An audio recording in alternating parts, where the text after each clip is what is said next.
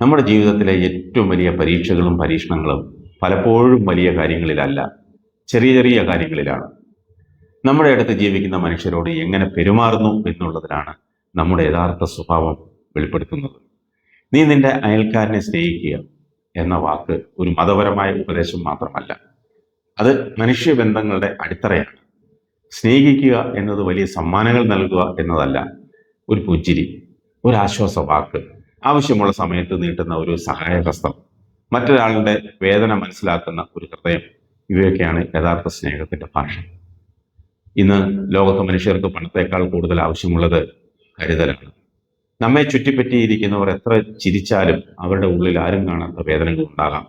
അത്തരം ഒരാളുടെ ജീവിതത്തിൽ ഒരു വെളിച്ചമാകാൻ നമുക്ക് കഴിഞ്ഞാൽ അതാണ് ഏറ്റവും വലിയ വിജയവും കരുതലും. അയൽക്കാരനെ സ്നേഹിക്കുന്നവൻ സമൂഹത്തെ ശക്തമാക്കുന്നു. വെറുപ്പിന് പകരം സ്നേഹം വിതയ്ക്കുന്നവൻ സമാധാനം കൊയ്യും. ക്ഷമിക്കാൻ പഠിക്കുന്നവൻ മനസ്സിൻ്റെ സ്വാതന്ത്ര്യം അനുഭവിക്കും. ഇന്നൊരു തീരുമാനമെടുക്കാം. ആരെയെങ്കിലും കുറ്റപ്പെടുത്തുന്നതിന് മുൻപ് അവരെ മനസ്സിലാക്കാൻ ശ്രമിക്കണമെന്ന്. ആരെങ്കിലും വീഴുമ്പോൾ തള്ളിയിടാതെ കൈപിടിച്ച് ഉയർത്തണമെന്ന്. കാരണം നാം മറ്റുള്ളവർക്ക് നൽകുന്ന സ്നേഹമാണ് ഒരു നാൾ പല മടങ്ങ് തിരികെ നമ്മുടെ ജീവിതത്തിലേക്ക് വരുന്നത്. അതുകൊണ്ട് ഓർക്കുക, നീ നിന്റെ അയൽക്കാരനെ സ്നേഹിക്കുക. ഈ ഒരു ചിന്ത ജീവിതത്തെയും സമൂഹത്തെയും മാറ്റിമറിക്കാൻ കഴിയുന്ന ഒരു ശക്തിയാണ്.